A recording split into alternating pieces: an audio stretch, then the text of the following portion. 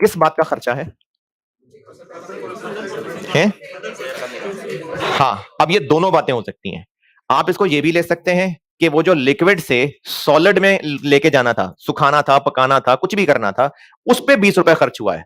ये भी मान सकते हैं। और ये भी मान सकते हैं कि वो पड़े पड़े खुद ही खुश्क हो गया, कोई हमें खर्चा नहीं करना पड़ा, लेकिन बेचने के लिए 20 खर्च करना पड़ेगा। तो वो 20 रुपए आप ये भी अज्यूम कर सकते हैं कि लिक्विड से वो सॉलिड बनाने का खर्चा है, और ये भी अज्यूम कर सकते हैं कि सॉलिड तो वो पड़े पड़े खुद ही खुश्क होके बन गया था, बेचने का खर्चा 20 है। ये दोनों हो सकती हैं बातें। ये अंग्रेजी पढ़ के नहीं क्लियर कि इनमें से कौन सा वाला मतलब है। दोनों बातें ठीक हैं। मैं पहले बता रहा हूं 20 रुपए उस सॉलिड वेस्ट को बनाने का खर्चा है, पहले इस बेस पे कर रहा हूं। स्क्रैप इन्वेंट्री कितने से डेबिट होगी? मैं ये वो एंट्री नंबर 6 कर रहा हूं, वो जो नॉर्मल लॉस वाली एंट्री बताइए। स्क्रैप इन्वेंट्री कितने से डेबिट हुआ करती है? कितने से डेबिट हुआ करती है? Scrap value of normal loss. अगर हम ये कहें कि ये 20 रुपए इस सॉलिड को बनाने में लग रहे हैं, तो स्क्रैप इन्वेंट्री किससे डेबिट होगा? उस सॉलिड वेस्ट से या लिक्विड से? दोबारा सुने, स्क्रैप इन्वेंट्री हम क्या करेंगे इसका बाद में? स्क्रैप इन्वेंट्री का बेच देंगे, कैश डेबिट और स्क्रैप इन्वेंट्री। कितने का बिकेगा ये? 170 का? नहीं, 150 नहीं, 170 का बिकेगा। 170 का बिकेगा। Cash debit scrap inventory credit 170। यानी वो जो सॉलिड वेस्ट चीज बन जानी है ना, उसको हम स्क्रैप इन्वेंट्री कह रहे हैं। तो उसको अगर हम स्क्रैप इन्वेंट्री कह रहे हैं तो 5125 लीटर्स इंटू 0.75, ये क्या बन गया? केजी इंटू 170, 170 कितना? 653 पॉइंट, नहीं यार,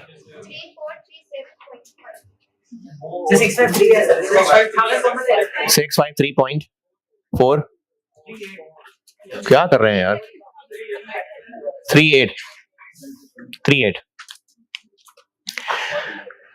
438 किधर है?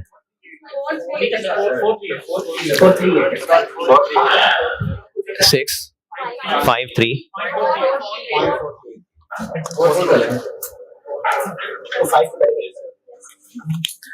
खुद कर लेता हूँ।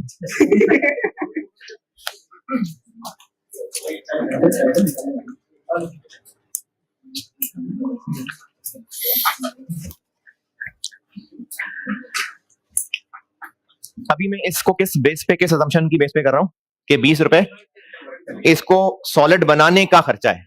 तो अगर हमने इसको स्क्रैप इन्वेंट्री डेबिट किया, मतलब सॉलिड बना लिया, कि बनाना है? अभी बना लिया तो खर्च किया है, तो बनाया है ना।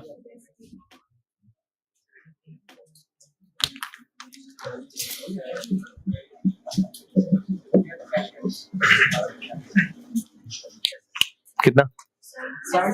70। यार जब डेसिमल में चल रहा हूं तो फिर डेसिमल में बताए ना। 6 पॉइंट।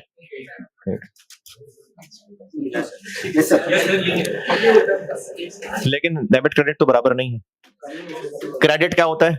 Work in process. तो work in process credit 576.56। Work in process credit हो रहा है ना इतने से। यही वजह है कि पर यूनिट कॉस्ट निकालते हुए यही लेस हो रहा है, 576.56, क्योंकि ये जो खर्चे हैं ये वर्क इन प्रोसेस में डेबिट साइड पे आए हुए हैं, और यही अमाउंट हम वर्क इन प्रोसेस में क्रेडिट साइड पे लिख रहे हैं। तो इसीलिए पर यूनिट कॉस्ट निकालते हुए ये यहां से लेस हो रही होती है। ये स्क्रैप इन्वेंट्री में नॉर्मल लॉस रिकॉर्ड करने की एंट्री है। और दूसरा काम क्या होता है? एबनॉर्मल लॉस की रिकॉर्डिंग। तो पहले होता है abnormal loss work in process से निकालना। कितने से? कॉस्ट से। कॉस्ट से, जो कि है 71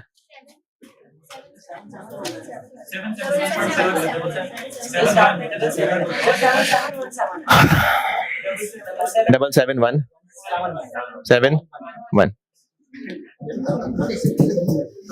और फिर क्या काम होता है? फिर एबनॉर्मल लॉस वो compound entry, scrap inventory debit,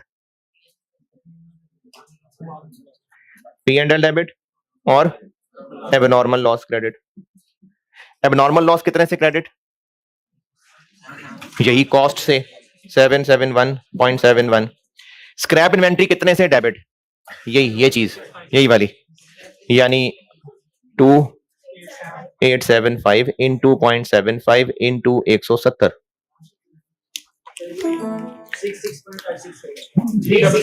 366.56। लेकिन ये इतने लीटर, इतने किलो वेस्ट बना है, तो पैसे खर्च किए हैं तो बना है ना।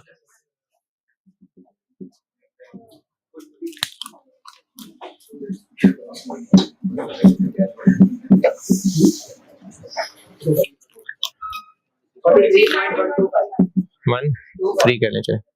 अब इसको बैलेंस करेंगे तो पीएनएल में आएगा।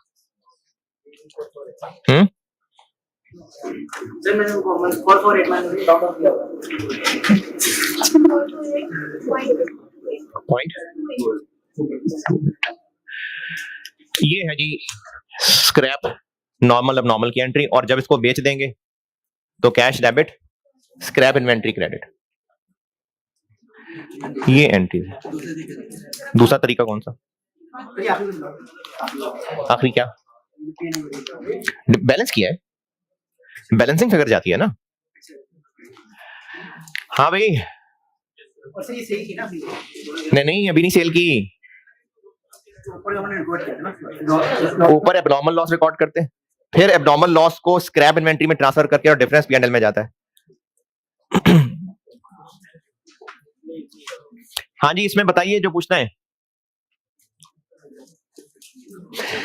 दूसरी अजम्पशन ये हो सकती थी कि 20 अभी खर्च नहीं हुआ, जब बेचेंगे तो होगा, तो उससे फर्क ये पड़ेगा कि आप फिर ये बैंक क्रेडिट नहीं करेंगे और उधर 170 की बजाय 150 लिखेंगे, ये फर्क पड़ेगा। ये भी ठीक है।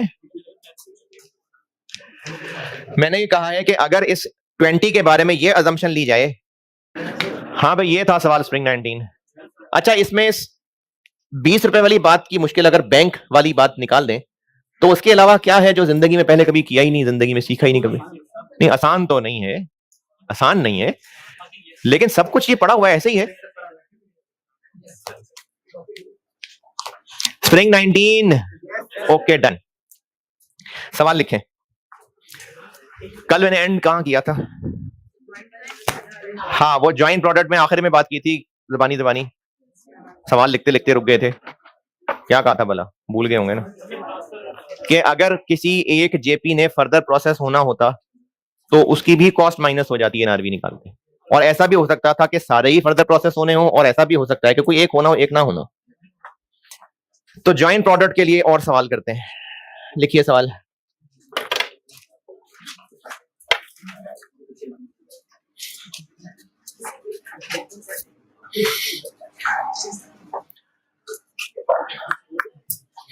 Following information relates to process 1 for the month of May.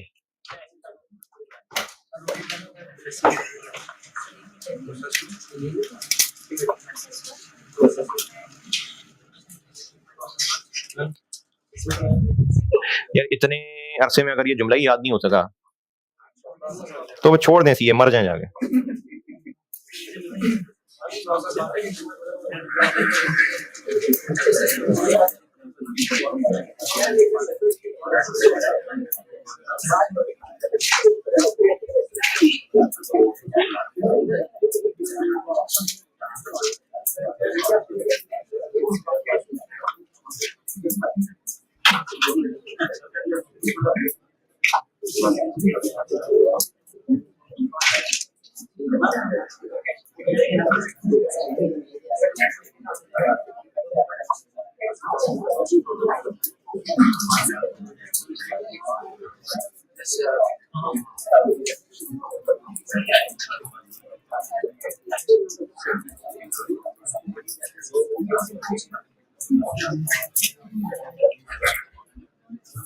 Opening work in process, opening work in process, opening work in process की हेडिंग 3000 kg, 3000 kg है और 70% कंप्लीट है, 70%, और इनकी कॉस्ट है डायरेक्ट मटेरियल 120,000 और कन्वर्जन 180,000। डायरेक्ट मटेरियल बताया मैंने 1,20,000 और कन्वर्जन बताई है 1,80,000 180। ओपनिंग की हेडिंग बस current month information, current month information.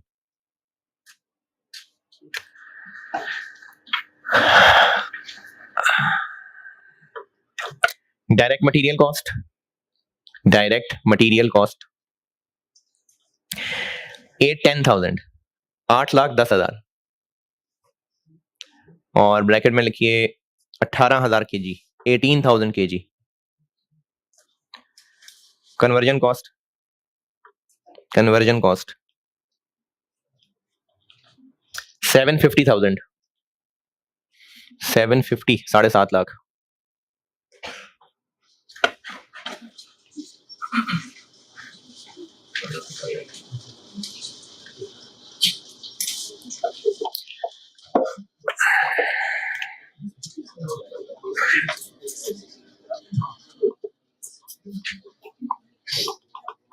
और inspection stage, inspection stage 40%।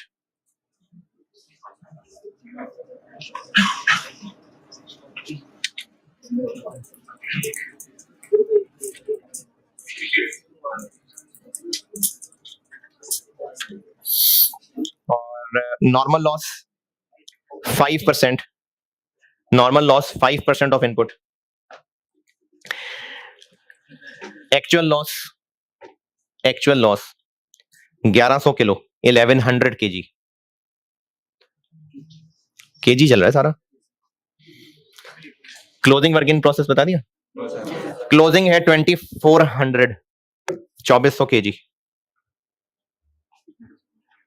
75% complete.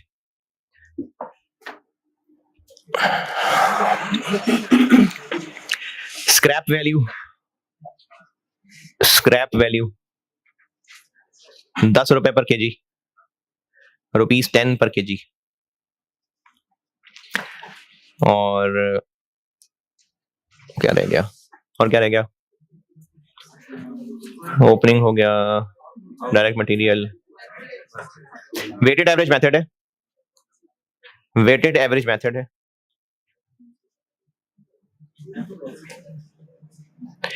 Output comprises of, output comprises of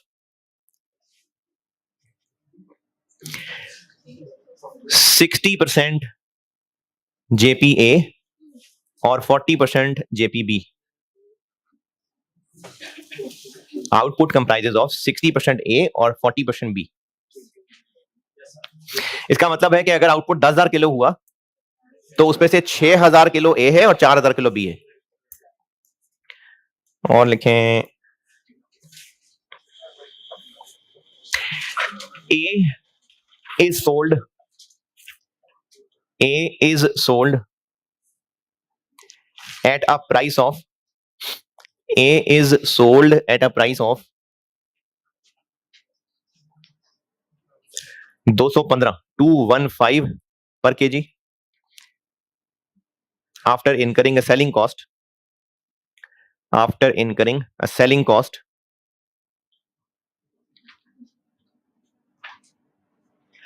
of 15 रुपए 15 per kg। B is sold, B is sold at a price of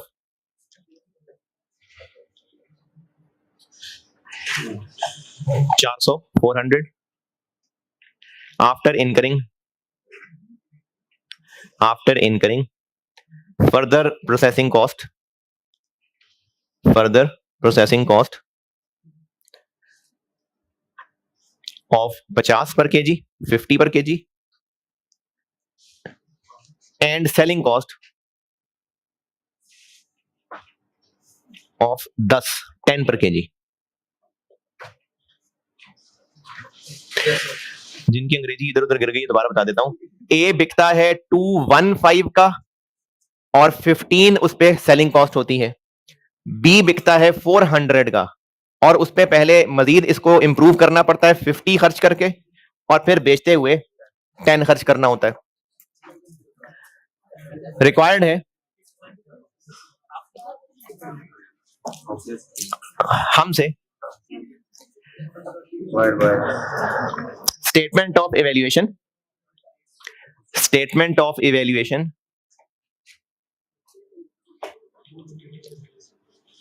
and cost per KG of each product. दोबारा बता रहा हूं, required है statement of evaluation और cost per KG of each product if part A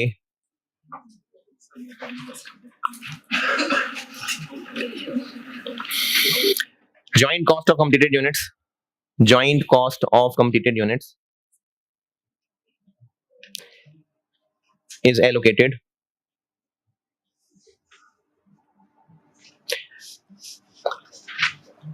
in ratio of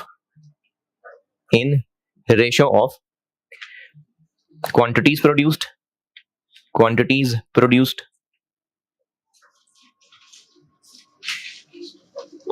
और B part है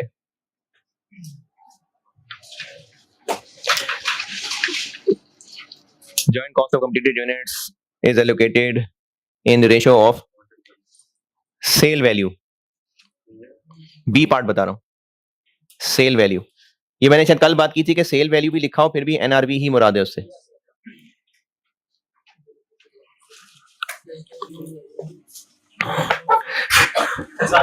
है जी, सवाल कंप्लीट हो गया।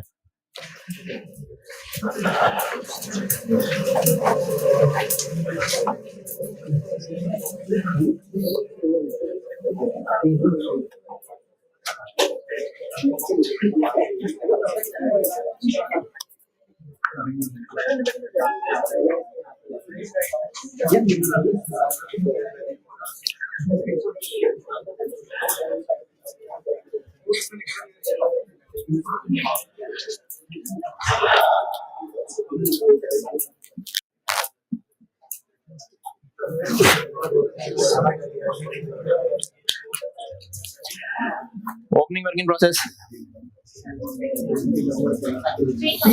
3000, इनपुट हाँ जी 18,000।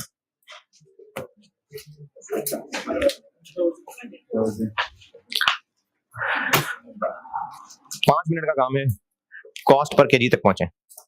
करें जल्दी, 5 मिनट बहुत है। क्वांटिटीज क्या जो ईपी और कॉस्ट पर केजी, बस यहां तक पहुंचे, बहुत है 5 मिनट। चीते हो गए आप प्रोसेस कॉस्टिंग कर करके। उल्टे हाथ से भी लिखेंगे फिर भी कर लेंगे, पाँव से भी लिखेंगे फिर भी कर लेंगे। हाँ, दो कुछ की राइटिंग ऐसी होती है कि पाँव से लिख रहे हैं लेकिन आप करें जल्दी।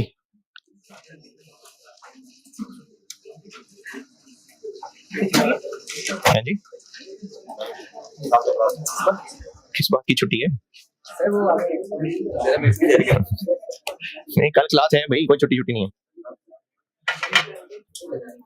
सबसे इंपॉर्टेंट चीज पढ़ानी है कल मैंने, पूरी कॉस्ट अकाउंटिंग का सबसे इंपॉर्टेंट, छुट्टी कोई नहीं है, सबसे इंपॉर्टेंट चीज कल करनी है।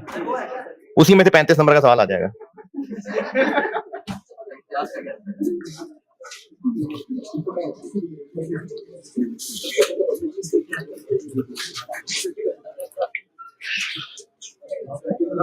एक मिनट हो गया।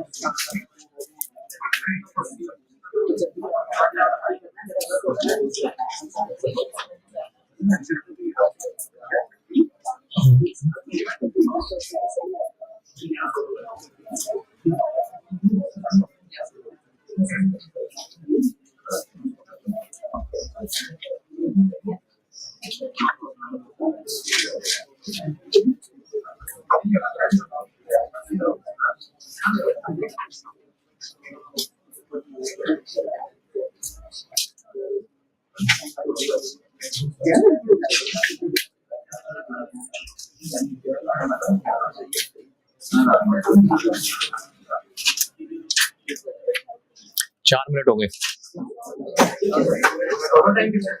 5 मिनट।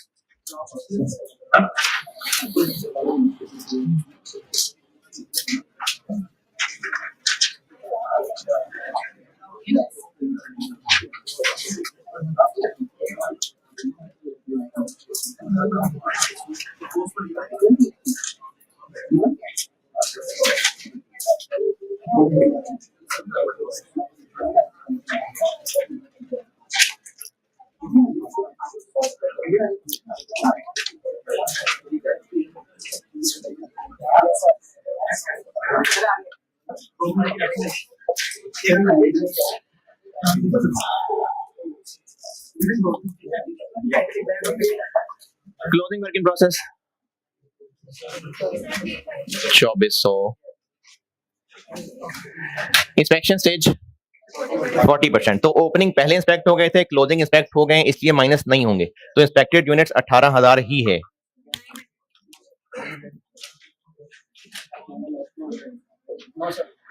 नॉर्मल लॉस हो गया 900 और एक्चुअल चूंकि 1100 है तो एबनॉर्मल लॉस हो गया 200।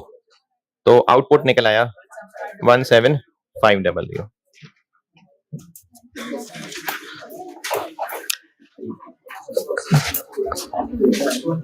Equivalent production. एक्चुअल लॉस मैंने बताया था 1100, तो नॉर्मल उसमें से माइनस किया है तो एबनॉर्मल निकला है। वेटेड एवरेज मेथड है इसलिए कंप्लीटेड यूनिट्स आएंगे। कंप्लीटेड यूनिट्स कितने 17500, ये दोनों कॉलम में 17500 आएंगे।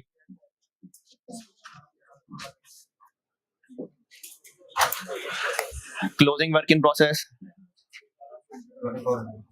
2400, मटेरियल में पूरे और कन्वर्जन में 75%। 2400 और 1800। एबनॉर्मल लॉस 200, मटेरियल में पूरा और कन्वर्जन में 40%। 40%, 200 और 80। 20100 19380 cost per unit material conversion. Weighted average है इसलिए ओपनिंग वर्क इन प्रोसेस भी आएगा 120 और 180। करंट पीरियड 810 और 750। नॉर्मल लॉस 10 रुपए किलो है तो 9000। 921 000 930। इक्विवेलेंट यूनिट्स हैं 20100 19380। तो कॉस्ट पर केजी बन गई 45.82.99।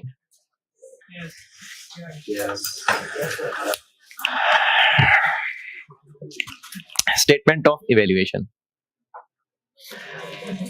अच्छा, जॉइंट प्रोडक्ट का सवाल हो तो और क्या क्या फर्क पड़ेगा वो कल बताऊंगा। अभी स्टेटमेंट ऑफ इवैल्यूएशन बता रहा हूं कि क्या फर्क पड़ेगा। जैसे पहले करते आए हैं वहां तक तो होगा ही होगा, यानी कॉस्ट ऑफ कंप्लीटेड यूनिट्स तो निकलेगी ही।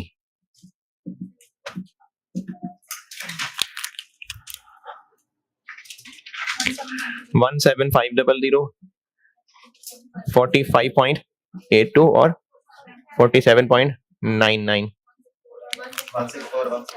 16416। सर कैमरा थोड़ा सा पीछे करा दें, वो वाली साइड से नहीं आ रही। वो वाली कौन सी? मैं जहां भी लिख रहा हूँ या इधर करना यार?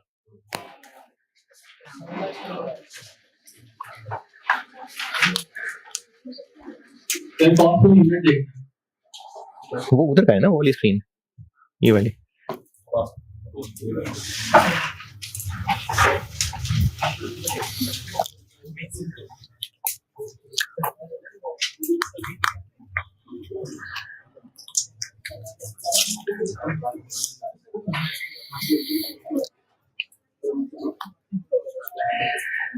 जॉइंट प्रोडक्ट का सवाल हुआ तो स्टेटमेंट ऑफ इवैल्यूएशन में फर्क ये पड़ेगा कि कॉस्ट ऑफ कंप्लीटेड यूनिट्स तो निकालेंगे। अगर वेटेड एवरेज है तो एक ही लाइन में, फाइफो है तो 3-4 लाइनें लिख के निकल आया। अब इसके बाद एक और काम जो एक्स्ट्रा करना पड़ेगा। जॉइंट प्रोडक्ट का सवाल ये सारा कुछ वैसे ही है जैसे पहले सीखा है। स्टेटमेंट ऑफ इवैल्यूएशन है अगर, तो कॉस्ट ऑफ कंप्लीटेड के बाद एक काम और करना है, और वो है इसको तोड़ के दिखाना। इसी 164 को तोड़ के दिखाना ए में और बी में। ये वो काम है जो कल सीखा था। कल मैं आपको चूंकि सिर्फ इसकी प्रैक्टिस करा रहा था तो मैंने कल ये दे दिया था 12 लाख। अदरवाइज ये 12 लाख की सारी मेहनत करके निकलना है। Part A, statement of evaluation ने चूंकि बदलना है तो मैं यहां पर आके पार्ट ए कहता हूं। पार्ट ए किस बेस पे बांटना है? क्वांटिटी प्रोड्यूस की बेस पे। तो क्वांटिटी 17500 थी आउटपुट की, इसमें से ए कितना और बी कितना? 60%। क्वांटिटी स्केड्यूल में लिखना चाहें अपने काम के तो बेशक लिख लें, ना भी लिखना चाहें तो कोई मसला नहीं है। कितना है ए और बी? 10,500 और 7,000। आउटपुट लिखा है ना, बेशक यही लिख लें, नहीं लिखना तो भी कोई मसला नहीं है। यानी ये जरूरी नहीं कि आप यहीं पर लिखे दिखाएं। क्वांटिटी लिखी हुई थी इसलिए मैंने यहां लिख लिया, नहीं तो कोई मसला नहीं। अब हमने पार्ट ए में क्या करना है?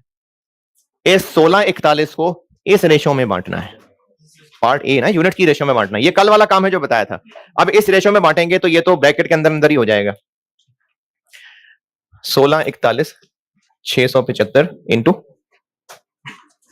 इस रेशो में बांटा है 10,500 ओवर 17,500 और 1641675 into 7,000 over 17,500 ji 985,005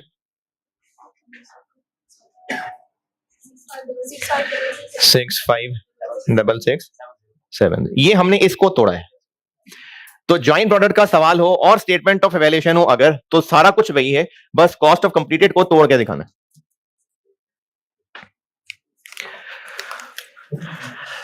cost of closing work in process,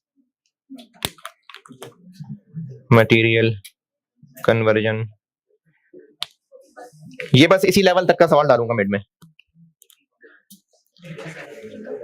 जी।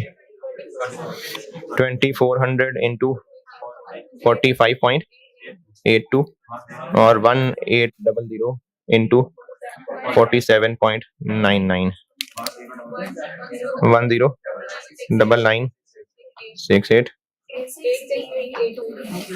86382 196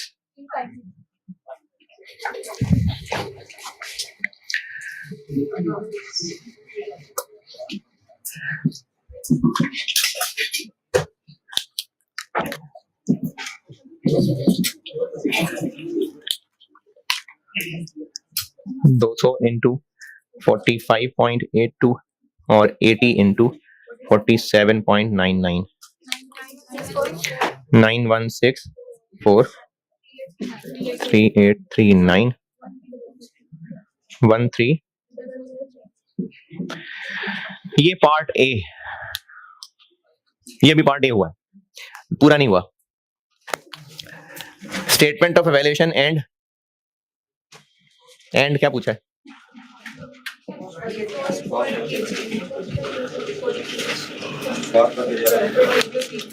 जी ए की कितनी और बी की कितनी? स्टेटमेंट ऑफ वैल्यूएशन ये हो गई। ये दूसरी बात पूछी थी मैंने जी, क्या करूं? 1641 कहां से आ गया? 985005 डिवाइडेड बाय 10,500 और 656670 डिवाइडेड बाय 7000 93.81। ये सेम क्यों आ गया? कल यही बात बताई थी कि अगर कॉस्ट ऑफ कंप्लीटेड यूनिट्स को यूनिट्स की रेशियो में बांटेंगे तो हर जेपी की पर यूनिट कॉस्ट एक ही होगी। ये अभी हुआ है पार्ट ए, इसको पूरा करें फिर पार्ट बी करता हूं।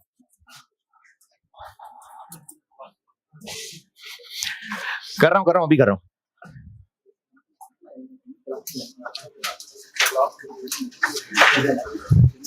जी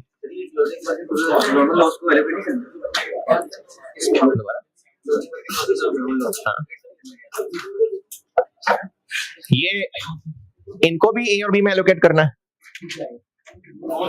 नहीं, आउटपुट है जो जॉइंट प्रोडक्ट में बढ़ता है, बाकी सब वैसा ही है। Closing work in process A B नहीं है, लॉस भी ए बी नहीं है, जो आउटपुट हो रहा है वो ए और बी है, बाकी सब वैसे ही रहना है।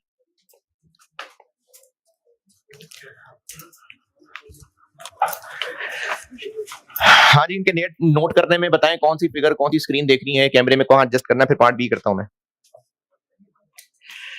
हाँ भी अंडरवर्ल्ड के लोग बताएं हाँ क्या स्क्रीन नोट करनी है।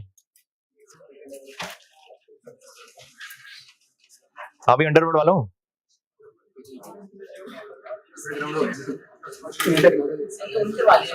है? दोनों पूरा नोट हो गया? Yes sir.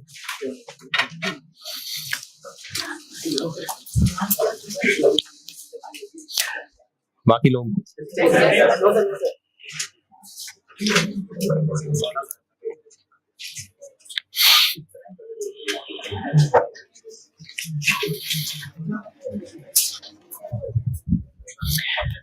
अच्छा, एक जादू दिखा ऐड करें इनको। 93.81 वो क्या है उधर? क्यों है सेम? क्यों है सेम? है?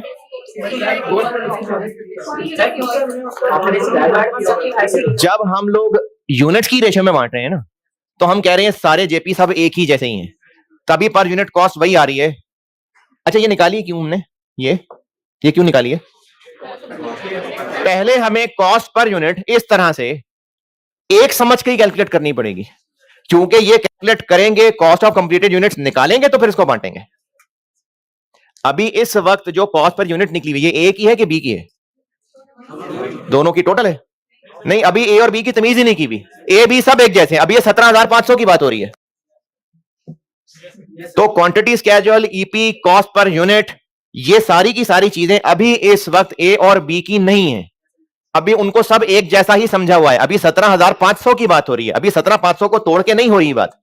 एक बार इन 17,500 के हिसाब से पर यूनिट कॉस्ट निकल आए, यही वाली पर यूनिट कॉस्ट यहां इस्तेमाल हो ले, क्लोजिंग वर्क इन प्रोसेस में और एबनॉर्मल लॉस गेन में इस्तेमाल हो ले। अब उसके बाद अगला काम है इसको ए और बी में तोड़ना। क्यों आंसर सेम आ गया? क्योंकि यूनिट्स की रेशियो में बांटने का मतलब है कि हम दोनों को एक जैसा ही कह रहे हैं। जो मैंने कल वाला डाटा यूज किया था, 12 लाख को, कल वाला डाटा 12 लाख को 8,000 पे डिवाइड किया, 150 आ गया। तो वही 150 ए भी था और वही 150 बी भी था, क्योंकि जब उसको 8,000 से डिवाइड कर रहे हैं तो इसका मतलब है सब ए और बी एक जैसे हैं। तो इसलिए जो हमारे इस वाले पोर्शन की पर यूनिट कॉस्ट निकली, जेपीस की भी यही निकलनी है पर यूनिट कॉस्ट। अगर वेटेड एवरेज है तो फाइफो है तो फिर तो एक पर यूनिट कॉस्ट नहीं होती ना, फिर तो बीडी और होता है। ये मैंने वेटेड एवरेज से किया है सवाल। फाइफो से तो पर यूनिट कॉस्ट सिर्फ करंट पीरियड निकली होती है ना, तो उसमें नहीं हुई ये बात पूरी, वो तो ओपनिंग अलग से बीडी आ रहा होता है। तो इसलिए मैंने सवाल को वेटेड एवरेज से किया था ये दिखाने के लिए। लेकिन ये एम एक्स्ट्रा बात थी मजे के लिए, इसका सवाल नहीं आपको आएगा कि बताएं बराबर क्यों नहीं आ रहा।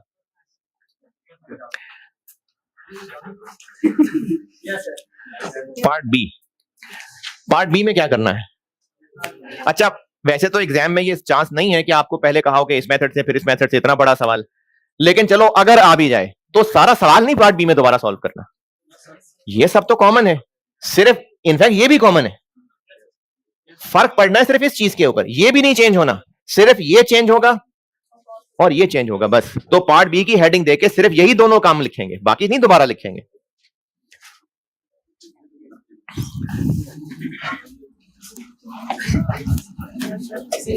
तो किसका इंतजार कर रहे थे?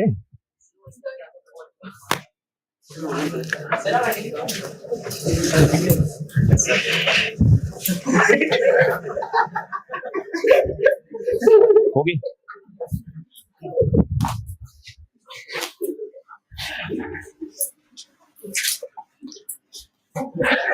अब इसको किस रेशो में बांटना है? टोटल एनआरवी की रेशो में।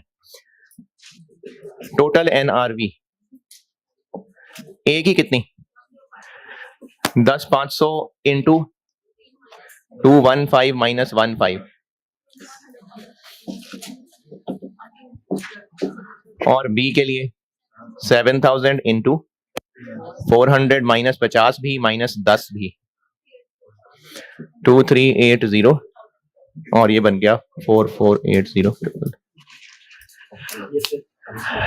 इस रेशो में वो हरी वाली वर्किंग करनी।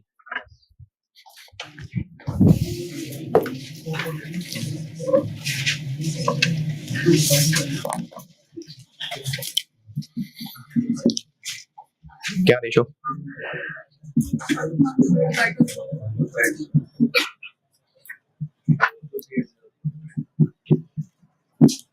अब ये एनआरवी की रेशो में बांट रहे हैं हम। क्या आया? 7695 जी 35 इधर 872140।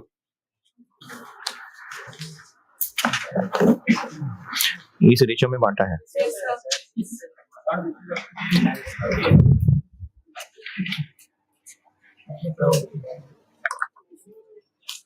अब पर यूनिट कॉस्ट क्या बनेगी? 769535 872140 जी 73.29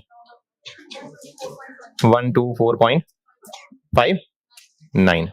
अब नहीं है वो 93।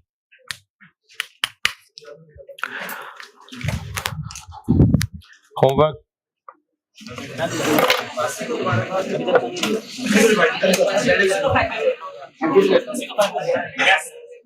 चले, इसी को 5 से करना चाहे तो कर ले हैं? इसी को 5-5 दफा कॉपी पे लिख के लाएं और 5 से भी कर लें। यही सवाल दोबारा, जिससे मैं 5 से कर लें। चले ठीक है जी, अल्लाह हाफिज।